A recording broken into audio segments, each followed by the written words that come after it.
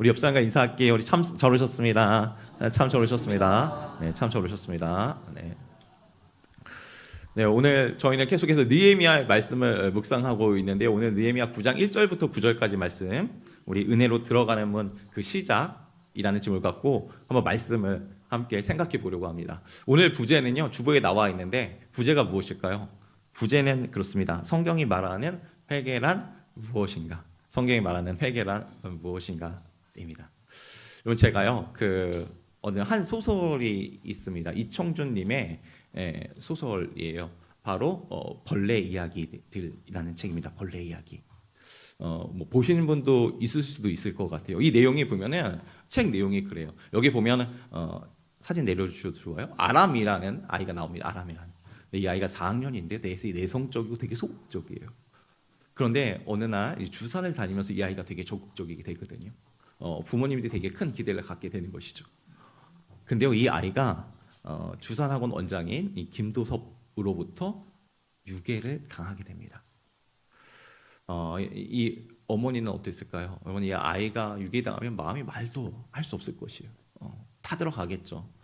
보이지만 않아도. 그런데 이 어머니가 이 아이에 대한 문제 때문에 또 믿음으로 이거를 극복하고자 신앙을 갖습니다.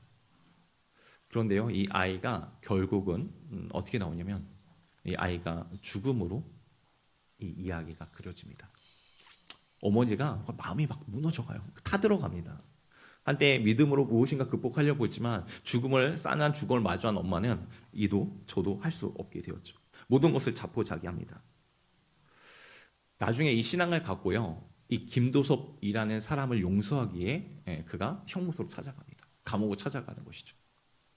근데 엄마가 거기서 다시 한번 또 무너져요.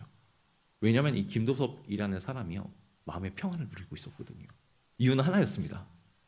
내가 하나님으로부터 용서함을 받았다는 것이죠. 그렇기 때문에 그는 평안한 얼굴을 하고 있었어요. 그럼 어머니의 마음은 어땠을까요? 나는 아직 용서하지 않았는데, 내가 그를 용서하지 않았는데 누가 그를 용서한단 말인가? 용서의 기회를 잃어버린 이 어머니는요, 절망에 빠집니다. 그렇다고 다시 인간으로서 복수할 수도 없는 상황 가운데 있어요. 그래서 더 힘들어하죠. 이 어머니의 입장은 어떠면 신에게로부터 외면당하고요, 고립감을 당하게 됩니다. 반면에 범인은 어떠하죠? 신으로부터 구원받고 평안함을 누립니다. 자신은 여전히 지옥 가운데 버텨 살아가고 있는데 말도 안 되게 범인은 평안을 누려가고 있는 것이죠. 이 어머니가 선택한 방법은 무엇이었을까요? 다른 것이 아니었어요. 극단적인 방법을 통해서 신에게 항거하며 반항의 모습을 보이는 것이었습니다. 여러분, 이런 스토리, 이청중님의 이 소설 벌레 이야기에 나오는 내용인데요, 이런 이야기 어디서 많이 본 것 같지 않습니까?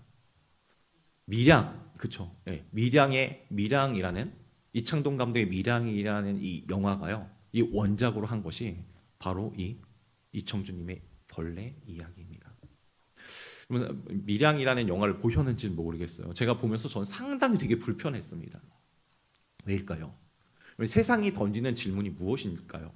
두 가지로 꼽을 수 있는 것 같아요. 야, 너희가 말하는 그 회개, 피해자가 소외당한 채 어떤 것도 회복되지 않았는데 너희가 회개했다고 해서 그것이 정말 회개일까? 라는 질문을 영화에선 던집니다. 또 하나 무엇일까요? 너희가 신에게 무엇인가 이야기했다는 그거 하나만으로 마음의 가책을 털어버리는 것이 정말 기독교가 말하는 회개야? 라는 질문을 우리에게 던지기 때문인 것이죠. 정말 성경이 말하는 회개가 그런 것일까요? 제가 이제 느헤미야 9장을 지난주 내내 같이 함께 묵상해 가면서 고민했던 질문입니다. 회개가 무엇일까요? 성경에서 말하는 회개는 무엇을 이야기하는 것일까요? 저는 오늘 느헤미야 9장 1절부터 9절 보면서 회개가 무엇인지 한번 조금 생각해 보고 싶습니다. 아마 오늘 설교가 잘 마무리가 되었을 때 여러분 가운데 이 회개가 성경적으로 좀 정리가 되었으면 좋겠습니다. 회개는요, 첫 번째, 회개의 시작, 그것은 말씀 앞에서 자신을 증명하는 것입니다. 회개의 시작, 회개는 말씀 앞에서 자신을 증명하는 것입니다. 우리 1절부터 3절에 대한 내용인데요. 우리 먼저 한번 1절 한번 같이 읽어보도록 하겠습니다. 그날 스무나흘 날에 이스라엘 자손이 다 모여 금식하며 굵은 베옷을 입고 티끌을 무릅쓰며. 아멘. 그럼 어떠합니까? 여기 보니까 그달 24날이에요. 교회를 처음 나오시는 우리 새가족들도 있으시니까 우리가 8장 이야기를 조금 정리해 드릴게요. 52일 동안 성벽을 쫙 건축했었죠. 재건했습니다. 여러분 6월 25일 날 이것이 끝나고 나서 사람들이 어떠했습니까? 좀 쉬었다가 7월 1일 날 사람들이 모였어요. 이게 8장에 대한 내용이에요. 7월 1일은 나팔절입니다. 우리가 지난번에 말씀을 살펴보았듯이 사람들은 뭐 했을까요? 새벽부터 정오까지 말씀을 읽었어요. 그리고 어땠죠? 아멘 아멘. 그리고 어떻습니까? 이 말씀 때문에 울고 부르짖으면서 하나님께 나아갔던 그들의 모습이었습니다. 바짝 얼굴을 땅에 코에 박고 주님을 경배했던 모습이 7월 1일 날 있었던 모습이에요. 오늘 성경에는 등장하진 않아요. 하지만 절기적으로 제가 설교 시간에 이야기는 하지 않았지만 7월 10일은요 대속죄일이라는 게 있습니다. 정말 중요한 달이에요. 근데 오늘 느헤미야서는 그걸 기록하고 있지 않기 때문에 이야기하고 있지 않기 때문에 제가 이야기를 하진 않았습니다. 하지만 분명히 7월 10일 대속죄일로 지켰을 것이에요. 그리고 어떠하냐? 7월 15일부터 21일 일주일간 초막절로 지냅니다. 초막절은 다른 날이 아니에요. 광야에서 인도하시고 또 그들을 보호하셨던 만나 메추리로 그들을 입히셨던 그 하나님을 기억하는 날입니다. 그날 역시도 다른 것이 한 것이 아니에요. 끊임없이 말씀을 읽고 묵상하면서 어떻게 우리를 보호하셨는지 되새김질, 영적 되새김질을 하는 날이었죠. 그리고 나서 22일이 되고 내면요 성회로 다시 한번 또 모이게 됩니다. 7월 15일부터 20일까지 일주일 동안 초막절을 지내고 20일은 성회로 다시 모이게 돼요. 어떠합니까? 정말 행사가 정말 많았던 것 같아요. 저희가 이제 여름 사역이 이제 거의 다 마무리가 되었습니다. 유치부, 성경학교, 유초등부, 중고등부, 물론 저는 하진 않았어요. 근데 보면서도 그냥 지켜보는 것만으로도 영적 피로도가 느껴지는 것 같아요. 쉬고 싶다. 그러지 않으십니까? 여러분들 근데 굵직굵직한 행사들이 7월 달부터 나팔절, 대속죄일, 초막절 이렇게 모였거든요. 이제 쉴만 하잖아요. 이제 자기의 일상을 좀 살아봐도 될 거 아니에요. 근데 어떠합니까? 오늘 1절 보니까 어떠죠? 29날 7월 24일 날 사람들이 어떻게 된 것이죠? 모였대요. 여러분 근데 일부만 모였을까요? 아니요, 오늘 성경은 이렇게 기록합니다. 더 평안의 공동체가 있으면 아이부터 우리 작년의 일까지 또 다 모인 것이죠. 왜 모였을까요? 2절인데요. 2절로 한번 같이 읽겠습니다. 모든 이방 사람들과 절교하고서 자기의 죄와 조상들의 허물을 자복하고. 아멘. 그럼 왜 모였을까요? 기쁨의 자리가 아니에요. 사실 초막절은 수장절이라고도 합니다. 왜냐하면 우리 걷어들였던 과일과 곡식들을 잘 저장한다는 뜻이거든요. 그래서 이날은 초막절은 기쁨의 절기이기도 해요. 오늘날 추수감사절과 같은 것이죠. 그런데 어떻습니까? 이제는 감사의 자리가 아니에요. 기쁨의 자리가 아니에요. 즐거움의 자리가 아니에요. 이 자리는 회개의 자리입니다. 눈물의 자리고요. 아픔의 자리인 것이죠. 오늘 본문에 보면 뭐합니까? 모여서 회개합니다.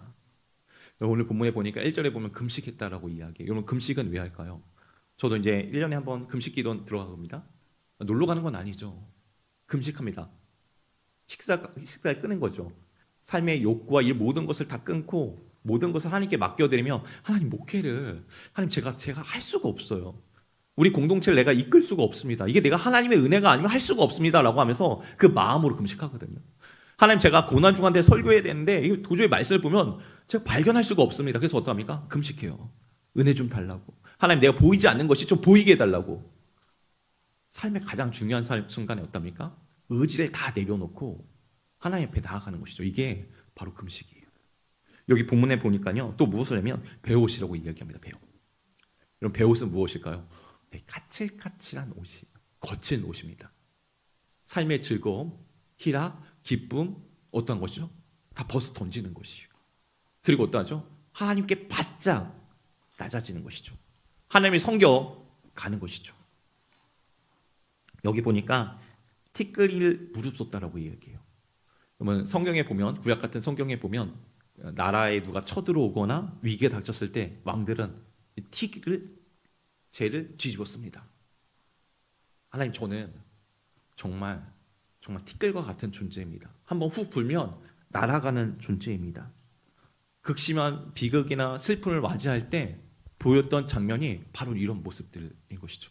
근데 오늘 이스라엘 백성들이 모였다고요?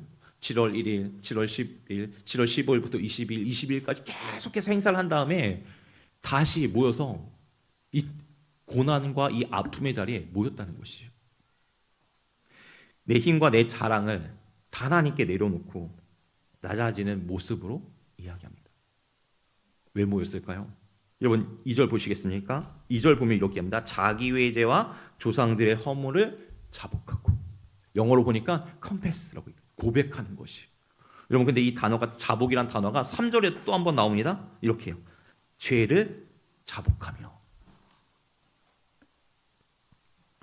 그럼 무엇이 이스라엘 백성들을 이렇게 자복하고 회개의 자리로 이끌었을까요?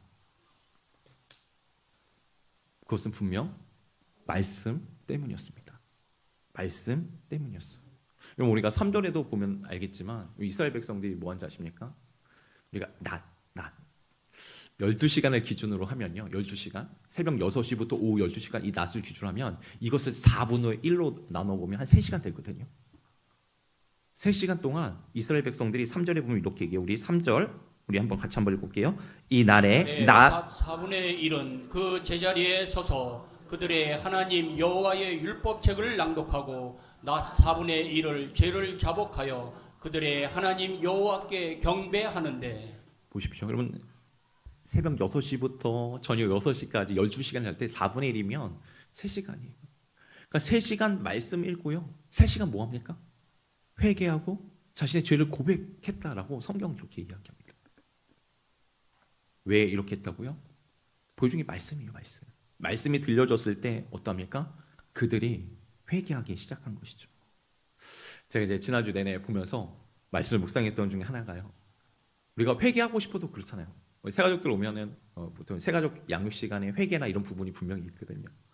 근데 내가 왜 죄인입니까? 내가 왜 회개해야 됩니까? 라고 그렇게 반문하는 분들이 있어요. 왜 그럴까요?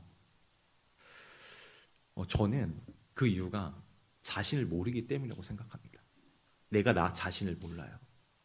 그냥 다른 사람을 기준으로 이 정도면 괜찮지. 말씀의 거울에 나를 비추는 것이 아니고요, 어떻습니까? 남과 비교하며 이만하면 괜찮은 삶이라고 이야기합니다. 제가 종종 TV에 나오는 한 프로그램을 봅니다. 이혼숙녀 캠프라는 것을 보는데요. 이번 주에 한 내용이 있어서 한번 보았어요. 사진 한번 보여주시겠습니까? 그것 중에 하나가 무엇이냐면 이런 거였어요. 며느리가 시부모님에게 욕을 하는 거예요. 사진 내려주셔서요. 근데 어떻게 욕했냐면 문자로 부모님에게 욕을 한 것이죠. 만약에 제가요 시부모님 같았으면 저는 절대 용서하지 않았을 겁니다. 말도 안 됩니다. 근데 이 여성이 어떠하면 당당합니다. 욕하는 게 어때서? 뭐가 문제인데? 이렇게 나오더라고요. 되게 당황해서. 이 여인이요, 그 아내가 남편을 너무 싫어합니다. 그리고 남편의 시집을 다 싫어하고요. 결혼식이, 남편의 결혼식, 동생의 결혼식이 이제 있는데요, 이런 얘기 하더라고요. 결혼식 가지 말라고. 나는 니네 시집의 DNA가 너무 싫다고. 너 가면 너 이혼이라고. 보다 못해서 서장훈 씨가 뭐라고 이야기하면, 이렇게 할 거면 차라리 그냥 이혼하세요, 이렇게 얘기하더라고요. 대체 이 여인은 대체 왜 그런 걸까요? 이 여성이 남편한테 소리를 지르는데요, 굉음을 냅니다. 동물 같은 굉음, 야 이렇게 막 도저히 사람으로 볼 수 없을 정도로 굉음을 내요. 제가 보면서 왜 그러지? 쟤는 왜 그럴까? 제가 이런 생각이 들었거든요. 근데 상담가 선생님이 계십니다. 상담가 선생님이 보면서 이런 이야기를 하세요.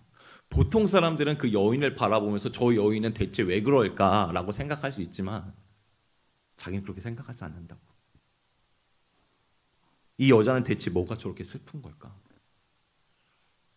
왜 자기의 인생을 두고 저렇게 분노하는 걸까? 라는 생각을 했다라고 이야기하시더라고요. 그리고 나서 이런 얘기를 했어요. 대체 무슨 일이 있었던 거예요? 이 여성이요, 자신의 삶을 고백합니다. 그러니까 원래는 어렸을 때 부모님이 이혼하셨대요. 그래서 어떻게 하냐면 이 여인을 어머니가 키우지 않고 아버지가 키웠는데 아버지도 일을 하셔야 되잖아요. 그러니까 친척집에 맡겼다고 합니다.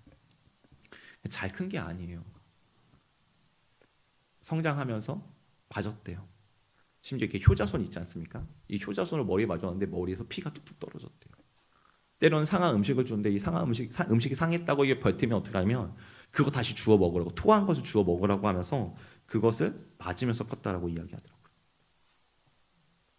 이제 한 번은 친어머니와 함께 목욕탕을 가는 일이 있었는데 옷을 다 벗고 목욕을 하지 않습니까? 근데 어머니가 자신의 딸이 온 몸에 다 멍이 들어있는 거예요. 그걸 보면서 하염없이 울었다고 이야기합니다. 여성분은 자신의 과거를 떠올리면서 아까는 굉음을 냈잖아요. 근데 울더라고요. 여인의 모습은 더 이상 사나운 폭군의 모습이 아니었어요. 상처 입은, 그리고 학대를 받았던 어린 아이, 가난한 영혼이었습니다. 숨겨놓았던 과거가요, 어땠을까요? 숨겨놨던 과거가 그녀를 만들었고요. 그것을 캐치한 선생님이 이것을 이야기했을 때 그녀는 다시 한번 성인이 되었지만 여전히 학대의 고통에 갇혀있는 자신을 그제서야 보기 시작했습니다. 사람은요, 잘 몰라요. 저도 잘 몰라요. 전 좋은 남편이라고 생각합니다. 이건 근데 어디까지는 전 늘 얘기해요. 전 우리 아내에게 정말 좋은 남편입니다. 이건 제 이야기잖아요. 우리 아내의 입장도 들어봐야 됩니다. 객관적이지 않아요. 시편 51편에 보면 다윗의 이야기가 그려지더라고요. 다윗 시편의 51편이 바로 다윗의 회개의 처절한 시예요. 근데 그가 처음부터 밧세바를 범하고 나서 우리아를 죽이고 나서 하나님 앞에 처절히 몸부림치면서 주의 영이 내게 떠나지 말아달라고, 나를 새롭게 해달라고 그 고백하는 것이 시편 51편인데요. 처음부터 그가 그걸 노래했던 건 아닙니다. 그럼 어떠합니까? 사마 11장에 보면요, 아무 일 없는 것처럼 지냅니다. 우리아는 죽고 밧세바를 데려와요. 그리고 행복한 나날을 보내는 것으로 기록됩니다. 근데 딱 한 줄, 사마 11장에 딱 끝날 때 이렇게 얘기해요. 여호와 보시기에 악하였더라. 이렇게 기록합니다. 여호와 보시기에 악하였더라. 사람은 자기가 죄를 지모르고요, 무슨 짓을 했는지 모릅니다. 아마 다윗은 그렇게 생각했을 거예요. 내가 왕인데 왕으로서 이 정도 하면 무엇이 문제인가? 이 정도 누릴 수 있는 것 아닌가? 근데 무엇이 문제냐면 하나님의 눈이 문제입니다. 하나님이 보시기에 죄는요, 분명한 죄예요. 죄는요, 반드시 먹어야 됩니다. 죄는요, 반드시 감당해야 돼요. 나단이 나타나서 그의 죄를 질퇴할 때까지 그는 꿈 같은 나날을 보냈습니다. 하지만 어떠합니까? 비유를 통해서 이야기를 하잖아요. 부자와 가난한 자의 이야기를 합니다. 부자에게 많은 양과 많은 소들이 있었고 가난한 자에게 어린 암양 하나가 있었는데 이 부자가 가난한 자의 암양 한 마리를 갖고 잡았다고, 손님을 위해서 잡았다고 이야기합니다. 이 이야기를 들었을 때 다윗은 분노합니다. 그런 나쁜 놈이 어디 있냐고. 그런 사람은 당장 벌을 받아야 된다고. 나단은 이렇게 얘기합니다. 그 사람이 바로 당신이라고. 다윗은 그제서야 무너지기 시작합니다. 그리고 하나님 앞에서 주님, 제가 죄를 범했습니다. 여호와께 죄를 범했노라고 그는 고백하는 것이죠. 그럼 말씀이요, 어떠합니까? 말씀이 계속해서 주어지잖아요. 제자 훈련도 그렇습니다. 말씀을 통해서 우리는 계속해서 말씀을 암송해 나가고요, 말씀을 또 묵상해 나가고요, 매일같이 암송을 해가고 이렇게 나갑니다. 말씀을 암송하다 보면 어떨까요? 자신을 성찰하게 됩니다.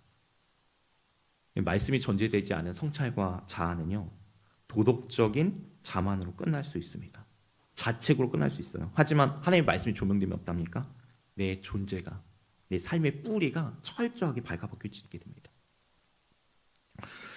여러분 왜 우리가 회개할 수 없을까요? 왜 우리가 회개하지 잘 못할까요? 아까 나는 나를 잘 모른다고 이야기했잖아요. 두 번째는 보니까요, 우리가 진실을 마주할 용기가 없기 때문입니다. 왜 우리가 회개할 수 없을까요? 우리는 진실을 마주할 용기가 없기 때문입니다. 여러분 이 상담 선생님이 참 재미있는 것을 지적했습니다. 저는 보면서도 몰랐는데 이 여자에게, 민지라는 자매에게 자녀가 2명 있거든요. 하나는 4살짜리 아들이고요. 하나는 이제 막 신생아 같은 아이예요. 여러분 근데 참 재미있게도 이 민지라는 자매가, 이 어머니가 아이를 안고 잘 때 자는데 큰 애를 안고 잡니다. 4살짜리 아이를, 남자 아이를 안고 자요. 저는 그냥 무심코 넘겼거든요. 근데 이제 상담 선생님이 얘기했겠죠. 왜 막내를 분리해서 자냐? 그럼 보통 어떻습니까? 갓난아기, 신생아니까 갓난아기를 데리고 자야 되잖아요. 왜 4살짜리를 안고 자면서 왜 둘째 아이는 그렇게 하지 않냐고 이렇게 물어봅니다. 그랬더니 자매가 이렇게 얘기해요. 이 아이가 조금 잠버릇도 있고 좀 쉽진 않아서요, 이렇게 얘기합니다. 상담 선생님이 이렇게 얘기해요. 순하던데요? 제가 그 이유 얘기해 줄 거를 이렇게 얘기합니다. 그 아이가 당신을 닮았거든요. 무슨 얘기냐면 이 둘째가 딸이에요. 엄마도 딸이잖아요. 근데 이 아이가 어떻습니까? 아무도 돌보지 않는 거예요. 당신처럼, 민지 씨 당신처럼 이 아이가 버림받았기 때문에 이 아이를 돌보지 않는 것이에요. 아무도 이 아이를 돌보지 않거든요. 정말 이 아이는요, 얼마 태어나지도 않았는데 어떻습니까? 잠을 따로 자요. 엄마 아빠에서 따로 잡니다. 아빠도 이 아이를 챙기지 않아요. 상담이 정확하게 지목하더라고요. 자신의 아픈 과거, 잊고 싶어서 무의식 속에서 봉인해 두었던 어릴 적 자기 모습, 이것을 증명하고 싶었지 않았던 것이죠. 둘째 아이를 보면서 이 자매는 무엇을 보았습니까? 자기의 버려졌고 사람들에게 냉대함을 당했던 그 모습. 근데 어떤 것이죠? 그것을 회피하고 싶었던 것이에요. 차마 마주할 용기가 없어서 그는 외면하고 있었던 것이죠. 여러분 혹시 자녀들 중에서 그런 자녀 있지 않습니까? 모든 자녀가 다 예쁘겠지만 때로는 어떤 아이가 되게 우리의 마음을 힘들게 할 때가 있어요. 왜 그럴까요? 저도 저희 아이 넷 중에 제가 딱 보면 다 그렇더라고요. 근데 한 아이에게서 보면 저도 막 힘들 때가 있어요. 왜 힘들까요? 제 모습을 그대로 있습니다. 저를 그대로 담고 있어요. 내가 하고 싶지 않았는데 저의 울긋불긋하는 그 모습이 드러날 때가 있잖아요. 근데 그 아이가 울긋불긋한 모습이 그 아이 그대로 드러납니다. 저도 너무 힘든 거예요. 그런데 이 엄마는 피하고 있었던 것이죠. 이 상담 선생님이 다시 한번 이것을 인식시키더라고요. 이 아이를 돌봐야 된다고. 이 아이의 회복을 통해서 당신이 회복된다고 이야기하는 것을 제가 본 적이 있습니다. 여러분 진정한 변화가 어디서 시작될까요? 내 안에 숨겨둔 아픈 과거, 죄로 얼룩진 나의 모습을 직면하는 데서부터 시작합니다. 사랑하는 성도 여러분, 우리가 세상에 살다 보면은 속도가 너무 빠르잖아요. AI 시대입니다. 요즘에 다 물어봅니다. 물어보면 모르는 게 없이 답이 다 나와요. 병원에 가도 딱 진단서 나오고 검사 결과 나오면 저는 이번에 깜짝 놀랐습니다. 결과가 있길래 제가 이걸 찍어가지고 AI한테 딱 물어봤더니 해석과 어떻게 해야 되는지 결론까지 다 도출해냅니다. 요즘에 우리가 살고 있는 AI 시대는 정말 모르는 게 없습니다. 바쁘게 살아가잖아요. 여러분 근데 어떡합니까? 우리 영혼이 아플 때가 있어요. 답답할 때가 있어요. 여러분 육체가 아프면 어떨까요? 저도 육체가 아프면 병원 갑니다. 약 먹습니다. 제가 이제 나이가 들어가면 들어갈수록 이제 한 움큼씩 약을 보충제를 먹어요. 뭐 눈부터 시작해서 혈액 건강을 생각해서 막 한 움큼씩 막 먹습니다. 근데 우리가 영혼이 아플 때 어떡하세요? 우리 성도님들 영혼이 아프시면 어떡합니까? 그냥 많은 사람들은 그냥 쉬는 것 같아요. 쉬면 나아지겠지. 여러분 근데 단순히 쉰다고 그게 나아질까요? 그냥 휴식을 쉰다고 해서 육체는 좋아질 줄 모르지만 그 영혼이 나아질까요? 쉰다고 해서 우리 영혼이 회복되진 않습니다. 잘못하면요, 삶의 모든 의미들이 멈춰버릴 수도 있어요. 영혼이 아플 때, 더 이상 이 길이 아닌다고 생각될 때 우리가 해야 할 것은 다른 것이 아니라 말씀 앞으로 나와야 돼요. 육체가 쉬는 거 중요하죠. 근데 그것보다 더 쉬는 거 뭐냐면 하나님 말씀 앞에서 내가 어떠한 존재이고 날 직시하고 직면하는 게 너무너무 중요합니다. 여러분 회개는요, 회개의 출발점 핑계대지 않는 것이에요. 내 죄를 있는 그대로 인정하고 받아들이는 것이에요. 주님, 제 모습이 이렇습니다. 전 매일 넘어집니다. 오늘도 내일도 또 넘어집니다. 그게 저입니다. 사람 때문에 아니고요. 저 사람이 날 자극해서 그런 게 아니고 환경이 이래서 내가 가난해서 이런 것이 아니고 하나님 제 존재가 그렇습니다. 여러분, 회개는요, 내 느낌으로 하는 것이 아닙니다. 말씀의 거울 앞에서 나를 계속해서 정직하게 들여다보고 인정하는 것이죠. 오늘 말씀해 주시는 두 번째가 있는데요. 회개는요, 감정을 넘어 삶의 방향을 돌이키는 결단입니다. 다시 한번 말씀드릴게요. 회개는 감정을 넘어 삶의 방향을 돌이키는 결단이에요. 한번 보십시오. 우리 2절인데요. 2절 한번 다시 한번 같이 읽겠습니다. 모든 이방 사람들과 절교하고 서서 자기의 죄와 조상들의 허물을 자복하고. 아멘. 보시면 어떠합니까? 그럼 사람들이요, 자복해요. 회개합니다. 하나님께 모든 걸 고백합니다. 그런데 특징적이 하나가 있어요. 여기 보니까 뭐냐면 이방 사람들과 절교하고. 여러분, 어땠을까요? 여러분, 이 아수르가 쳐들어왔을 때 북이스라엘 가운데 정책 중에 하나가 뭐냐면 혼합 정책이었거든요. 유대 사람들을, 북이스라엘 사람들 다 해가지고 바깥 다른 쪽으로 다 흩어 보냅니다. 그리고 어떠합니까? 외지에서 다른 민족들 가운데 사람들을 들여보내요. 그리고 다 섞어 보내는 것이죠. 혼합시켰습니다. 그러면 한번 생각해 보십시오. 이스라엘 백성들이 어떠합니까? 70년 바벨론 폰으로 끌려갔다 다시 오는 것이죠.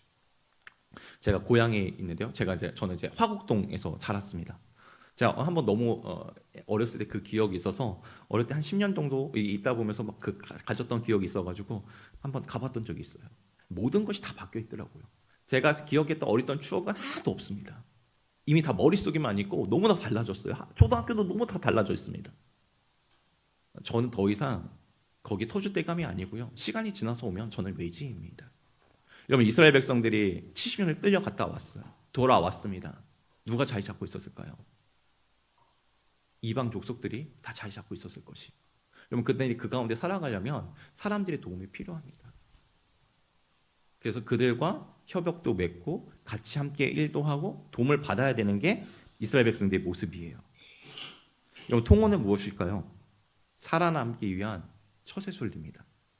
외국인과 이방인과 결혼하는 거 경제적 기득권을 보호하기 위한 현실적인 방법과 수단이에요. 그런데 그들 어떡합니까? 말씀 앞에서 그들은 하나님보다 세상에 의지했던 이 모든 것들을 회개하면서 이 모든 것을 과감하게 끊어버립니다. 그럼 이 모습은요, 마치 또 한 명의 신약의 한 사람을 떠올리게 해요. 누구냐면 삭개오입니다. 삭개오가 어떻게 했을까요? 예수님을 만나기 전에는 누군가를 착복했어요. 돈을 얻어가면서 그냥 살아갔습니다. 오직 돈의 목표만 살아갔던 존재입니다. 그런데 주님을 만나고 나서 그게 삶의 목적과 이유가 바뀐 것이죠.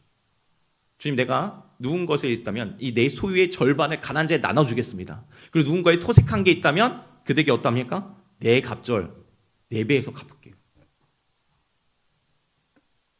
그는 고백하죠. 손해를 감수하고 삶의 방향을 180도 돌립니다. 여러분, 아까 소설에서 벌레 이야기에서 김도섭 원장이 이런 얘기 하잖아요. 나는 평안을 누리고 있다. 난 용서함을 받았다. 이 사람의 문제가 무엇이었을까요?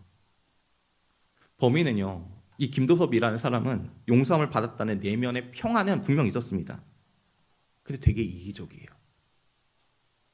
자신이 질밥은 피해자, 그 생명, 그 가족들, 그들 향한 속죄, 그들 향한 책임과 결단은요, 아무 데서도 등장하지 않습니다. 오늘 2절에 보면 어떠하더라고요?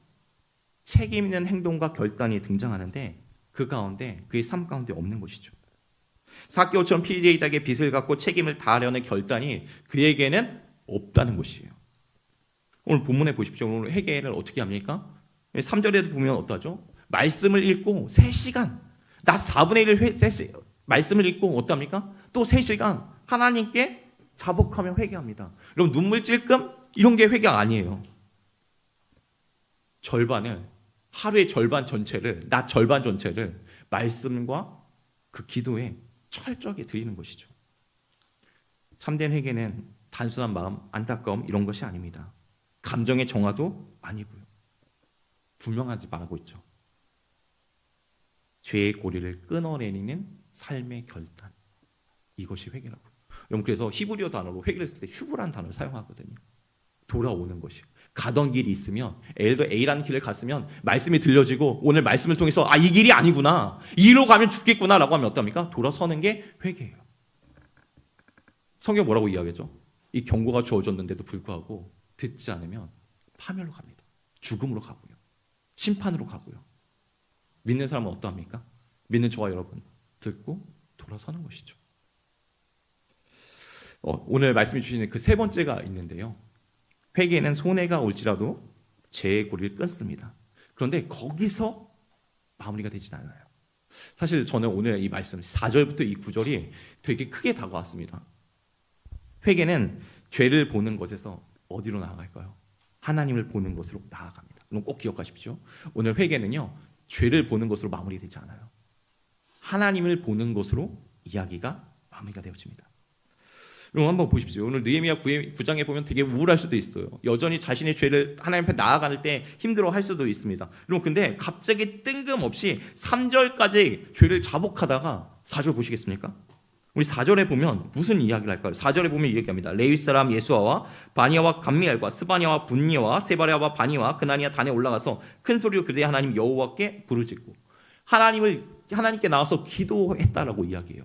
부르짖었다라고 이야기해요. 근데 그 부르짖음의 내용이 무엇일까요? 자, 5절인데 우리 5절 우리 한번 다 같이 함께 읽겠습니다. 또 레이 사람 예수아와 감미엘과 바니와 히삼느아와 세레바와 호디아와 스바냐와 드아리아는 이르기를 너희는 무리를 마땅히 일어나 영원부터 영원까지 계신 너희 하나님 여호와를 송축할지어다. 주여 주의 영화로운 이름을 송축하올 곳은 주의 이름이 존귀하며 모든 송축이나 찬양에서 뛰어남이니이다. 아멘. 여러분 5절 보십시오. 왜 찬양할까요? 여러분 우리는 왜 하나님을 찬양합니까? 우리 보통 감사의 제목들이 자녀가 잘 될 때, 문제가 해결됐을 때 이렇게 찬양하지 않습니까? 근데 5절에 보면 그 찬양의 노래를 보면 이유가 없어요. 한 가지입니다. 하나님이 하나님 되시기 때문에. 우리가 찬양해야 할 이유, 기쁨이나 슬픔이나 어려움이나 어떤 고됨이나 상관없이요. 하나님은 찬양받기에 합당한 분이세요. 내 조건과 상관없이 하나님 그 존재만으로도 하나님은 충분히 찬양 받으시고 영광 받으실 분이시라는 것을 우리에게 말하고 있죠. 여러분 그 다음 절 보시겠습니까? 6절에 보면 찬양하는 이유가 무엇이냐면 하나님의 천지창조를 이야기합니다.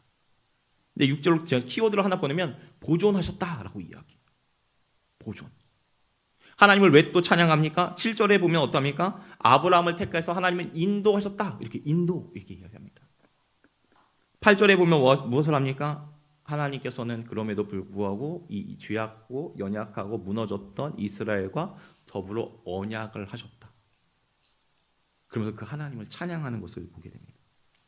저는 여기서 복음의 핵심을 보게 됩니다. 회개는요, 내 죄만 바라보고 좌절하는 것이 아니에요. 눌려있는 것이 절대 아니에요. 어떨까요? 회개한 다음에 회개 필요하죠. 여러분 은혜의 문이 열리려면 회개해야 돼요. 바짝 엎드려야 돼요. 나의 죄뿐만 아니라 공동체의 죄의 문제를 놓고 엎드리는 거 맞습니다. 근데 여기서 끝나는 게 아니고요. 어떤가요? 고개를 들어서 눈을 들어서 주님을 바라보는 것이. 그 죄보다 크신 그 은혜의 주님을 바라보는 것이. 오늘 성경에서 보여준 회개가요. 절망에서 끝나지 않아요. 회개는 내 허물과 바닥을 보는 것이죠. 그러니까 너무 힘듭니다. 아프죠. 근데 그 바닥 가운데 있을 때 어떡합니까? 나를 정죄하지 않으시고 끊임없이 안으시는 그 주님. 그 은혜를 발견하게 됩니다. 그래서 학자들은 이걸 뭐라고 얘기하면 은혜의 역설이라고 얘기합니다. 은혜의 역설. 회개했는데 내 바닥을 더 보았는데 보고 더 나는 더 희망이 없음을 이야기했는데 근데 그 가운데 은혜가 더 있는 것이죠. 스포츠알 목사님이 이 대목을 두고 이렇게 이야기하더라고요. 우리가 우리의 죄를 깊이 자복하고 낮아질수록 우리를 향한 하나님의 용서와 은혜는 더욱 찬란하게 빛난다. 우리가 우리의 죄를 깊이 자복하고 낮아질수록 우리를 향한 하나님의 용서의 은혜는 더욱 찬란하게 빛난다. 여러분 회개는요 나의 비참함을 증명하는 벌을 받는 자리가 아닙니다. 나의 비참함보다 더 크신 그 하나님의 은혜를 발견한 거룩한 통로인 것이죠. 오늘 그래서 어떠합니까? 레인들이 기도할 때 노래할 때 이것들 계속 노래할 거예요. 창조주 하나님, 인도하셨던 그 하나님, 그럼 이스라엘 백성 생각해 보십시오. 아브라함을 생각해 보십시오. 아브라함이 잘한 게 무엇이 있습니까? 계속해서 얘기하지만 그가 믿음의 사람이라고 얘기하지만 그가 말씀을 따라왔지만 창세기 13장의 말씀을 두고 따라왔지만 가뭄이 들면 내려갑니다. 어려움이 찾아오면 내 아내를 내 누이라고 팔아먹는 게 아브라함이에요. 그럼에도 불구하고 무엇입니까? 그를 믿음을 의로 여기시는 분. 그럼에도 불구하고 끝까지 인도하시는 분. 이스라엘 백성을 보면 계속해서 죄악의 역사입니다. 구원하시면 또 죄짓고 구원하면 우상에게 가서 절하고 구원하시면 또 딴짓하고 있는 것이 이스라엘의 모습이기도 하고 저와 여러분의 모습이기도 합니다. 근데 어떡하죠? 그럼에도 좋지 않은 거예요. 놀랍지 않습니까? 내 모습이 엉망진창이다. 내가 잘 살아오지도 못했는데 나를 부르시고 나를 선택하시고 자녀 삼아주시고 너는 내 것이라고 이야기하시는 부분. 그러니까 참된 회개는요 죄책감에 머무는 것이 아니라 어디로 가는 것일까요? 하나님께 돌아가는 것이. 여러분, 그래서 회개는요 무엇일까요? 어떤 분이 이렇게 얘기하죠. 회개는 하나님의 사랑이다. 이해가 되십니까? 죄를 자복하고 회개했는데 하나님의 은혜를 발견하고 그 앞에 엎드리면서 회개가 아닌 하나님의 사랑이라고 이야기하는 것. 이런 말씀을 마무리하려고 합니다. 회개는요 내가 얼마나 나쁜 사람인가만 보는 것이 아니에요. 그럼에도 불구하고 무엇일까요? 하나님 얼마나 신실하신가? 나를 얼마나 기억하시는가? 나를 얼마나 사랑하셔서 날 이 자리에 오게 하시는가를 바라보게 하는 것이죠. 말씀을 정리하려고 합니다. 사진 하나 보여주시겠습니까? 이 그림은요 렘브란트의 그림이에요. 무슨 제목은 무엇이면 탕자의 귀환이라는 이야기입니다. 제목이에요. 사실 제가 그림을 다 갖고 오진 않았어요. 여기 사실 이제 큰 아들도 있고 막 이렇게 하는데 여기 보면 손에 보면 아버지가 지금 아들을 어떻게 안고 있을까요? 이렇게 안고 있거든요. 이렇게 어깨에 손을 얹고 있습니다. 헨리 나우엔이라는 분이 이것을 조금 묵상하면서 글을 썼을 때 이렇게 쓰더라고요. 여기 보면 이 왼쪽 손과 오른쪽 손이 좀 다른 거 보이십니까? 보세요. 잘 안 보이시죠? 이 왼쪽 손이요 약간 거칠어요. 투박합니다. 근데 오른쪽 손은 어떨까요? 가늘어요. 여러분 아십니까? 왜 그럴까요? 한 손은 엄격하고 위험 있는 아버지의 손을 의미한다고 하고요. 한쪽 손은 무엇일까요? 섬세하고 가늘 하지만 끊임없이 포용해 주시고 안아주는 우리 어머니의 손을 상징한다라고 그래서 이렇게 적어놓더라고요. 너무 공감이 됐어요. 이 아들 어떠한 모습이에요? 머리가 빡빡 깎였어요. 삭발이 있습니다. 옷은 어떠할까요? 누더기 옷이에요. 발은요 보면 발가벗겨져 있습니다. 발바닥은 상처 투성이에요. 이게 말씀 앞에 서 있는 우리의 모습인 것이죠. 근데 아들은요 돌아왔을 때 더 이상 아버지를 탓하지 않습니다. 비참한 죄에 있는 그대로 자신을 증명하면서 아버지 집으로 돌아와서 180도 달라진 모습을 보이기 시작합니다. 이 렘브란트 아는 사람은 제가 보기엔 의도적으로 이 그림을 그린 것 같아요. 우리 하나님이 어떠한 분이실까요? 우리 하나님이 어떠한 분이실까요? 우리 하나님은 끊임없이 우리에게 돌아오기를 원하세요. 그분께 돌아오기를 원하세요. 그리고 어떠합니까? 아버지의 그 은혜와 그 사랑 가운데 머물기를 원하시죠. 오늘 회개는 무엇인가에 대해서 우리 한번 잘 나눠봤습니다. 회개는 무엇입니까? 말씀에서 나를 증명하는 것이. 회개는 무엇입니까? 내 삶이 바뀌는 것이. 이런 회개는 무엇입니까? 좌절하고 무너지는 것이 아니라 이 눈길을 누구에게 돌리는 것이라고요? 하나님께 돌리는 것이.